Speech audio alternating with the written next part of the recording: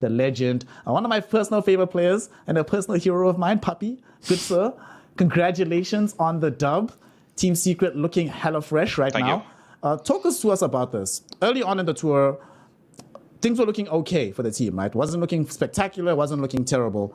And now things are starting, at least from the outside looking in, look like they're starting to click a lot more. Is the feeling the same internally within the Team Secret camp? Yeah, I mean, we kind of like needed a lot of games together in order to understand how to play better. As in, you need to play a lot of scrims in order to actually get the grasp of what's going on in scrims. And playing like tier 1 teams and stuff helps also. But like after like somewhere like 100 games of together, I think we kind of now understand our language and like the words. Because every time you make a new team, you need like terms, you know, you need like an understanding, a philosophy of how actually you're moving around the map and what are you doing. So now that we've cut through all those games and now everybody understands what some terms mean exactly and how we should move on the map, people are faster and they understand the confidence between those type of things, you know. Okay. And speaking of the fact that it's a new team, at this point this is, I don't know, version 12, version 13, 14 of Team Secret. Can you talk us through what the decision making was for you personally when you went scouting for the new players? Like, what is the conversation like that led to the Armels, Boom going to the offlane, Yamich being brought into the team? What was cooking in the brain of Puppey to make these moves happen? I mean, mostly it's that I personally, honestly, the way that we played in the first division last season was kind of bad. And in a way where I think like everybody decided to kind of like, this is not working out, right? And in my head, it was kind of like, yo, this is a disband, right? And in that regard, I started picking pieces together of seeing what can I do in order to achieve like a team that has a punch to it, you know? And I feel like Armel can punch us hard, you know? Like, gotta get that guy in. And like those types of ideas, like somebody that you respect, somebody that you truly respect, like who you've played against and has made you feel like hell, you got to get those players. You know, you got to see if they want to play with you. And I think Yamich and Armel, they are those type of players that I have felt that they have made my life living hell. So that's how you go from there, I mean, in my opinion. Okay, I mean, right now they're making your life hella easy instead of making it a living hell. Fluke, what you got for the legend while we have him on the line? Yeah, I got a few questions for you, Puppey. Obviously, you know, Snare did just touch on the fact that you brought in these new players. Do you personally try and help these players get towards the next level, or is it much more about just giving them that extra competitive experience and really trying to mold them into the style of Dota that you want to play? I think there's benefits for both sides. Because in my opinion, when I get a new player, I'm not even thinking about making him better, to be fair. I'm waiting for him to make me better, you know, because new players constantly have something new that they bring to the table and you need to learn that stuff. But once you do understand the things that they want to do and things that they have learned, you kind of can turn it around and maybe give some extra benefits to it. You know, you can add a plus towards the knowledge of what I have from experience. And I think that's the first thing that I think of every time that I start playing with a new player. And it usually works out that way. And obviously, I think when it comes to like a player getting good, I feel like only a team gets good. One player is not enough to become good. I feel like the whole team needs to understand what's going on in the game and where you need to move, what you need to farm, which objectives to take. Like all those precise things are much more important than trying to like do anything individual. Because I feel like once you understand as a team what heroes is supposed to be drafted, how we should play in a way on the map, like when we get just one kill, one position 5 kill, how are we going to spread out, what we're going to do, I think that helps. I mean, that's what I bring to the table at least most of the time. And I think that helps like every player becoming better.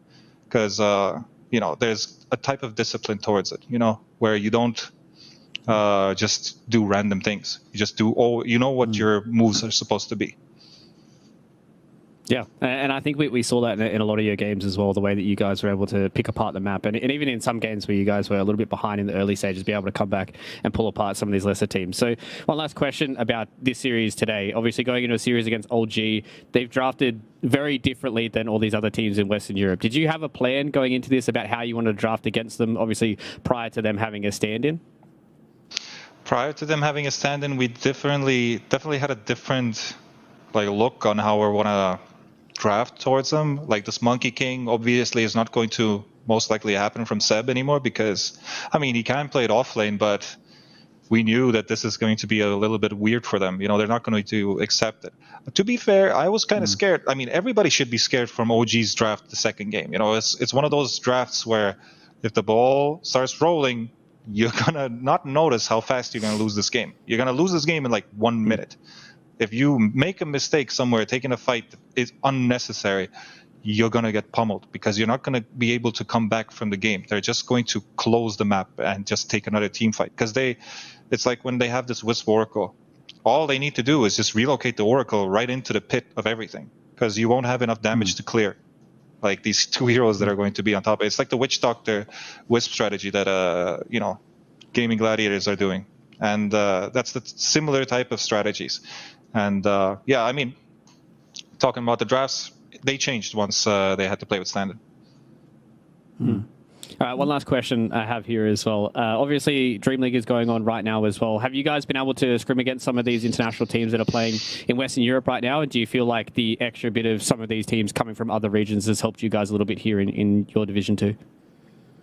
Yeah, no, for sure, because it gives you confidence when you're playing a team that is, in the Dream League and already in second group stages. When you're playing a team like that and you feel like you can, like you're winning a game against them, even if you don't win, and the first 20 minutes you're up on net worth, and then you screw up a team fight or something like that. At least we know exactly what's going on and we know what to work on.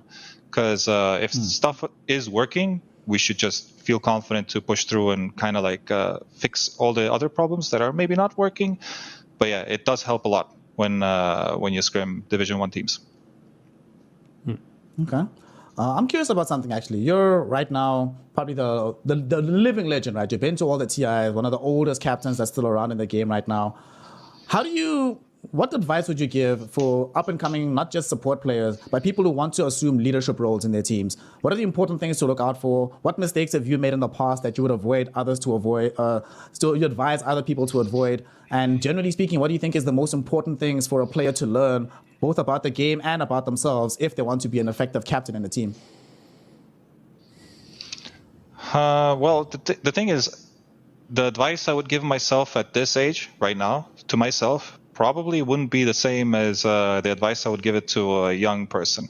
In my opinion, if you're young, you're supposed to be practically able to play every role pretty okay. You can't just play support and live with it or something like that. You gotta be able to kind of bring everything to the table, because you're young and you're supposed to be ambitious and you're supposed to see, you're not supposed to give up on anything. You might be a support player, but Seb was a coach, then became an offlaner. Never played offlane, I think. Mostly played mid lane. Became the best offlaner. You should never give up on your dreams of any other role. You shouldn't tunnel vision yourself. Just be free and do whatever you want. Don't tunnel vision on anything. Okay, that's you sound like an Assassin's Creed enjoyer. Nothing is true, everything is permitted. Puppey, good sir, thank you so much. I've been a fan of yours for a long time. I'm glad I finally got to talk to you. Good luck, have fun for the rest of your games. And good, man. At this point, I think we're pretty sure we're going to see you in Div 1. So congratulations on everything, and can't wait to see you guys play more. Thank you for your time jinx me now, man. Come on, dude. I thought you liked me. No, I'm not casting right now. We're off the casting day, so it's not a caster's curse. So now it's okay. Okay. Okay, sure. All right, fine. Well, thanks for having me. Goodbye.